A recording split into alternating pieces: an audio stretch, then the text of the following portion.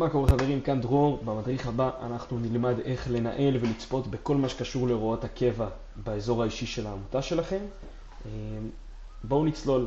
אני הולך לאזור האישי, לוחץ על התמונה מצד שמאל, שם של העמותה, ואני עובר ללשונית תרומות בצד ימין. בתוך לשונית תרומות אני יכול לעבור למסך הוראות קבע. במסך הזה אני יכול לראות את כל הוראות הקבע של העמותה.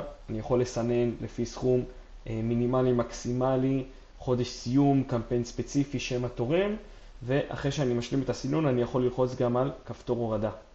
אם אני רוצה לראות איזה הוראות קבע הסתיימו בחודש הבא, למשל בחודש מרץ, אני רואה פה את כל הוראות הקבע.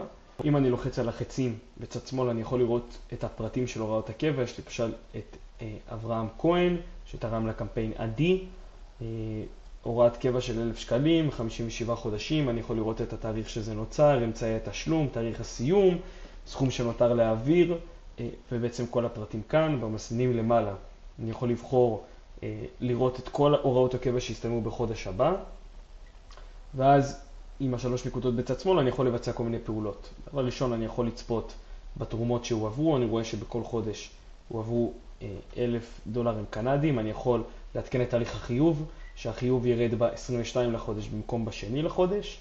אני יכול להאריך את תקופת הוראת הקבע, להוסיף לצורך העניין 8 חודשים. כמובן זה צריך להיות בהסכמת התורם, ואני לוחץ אישור. והדבר האחרון שאני יכול לעשות זה לבטל את הוראות הקבע. חברים, אני מקווה שהמדריך הזה סייע לכם. אנחנו כאן לכל שאלה. נתראה במדריך הבא.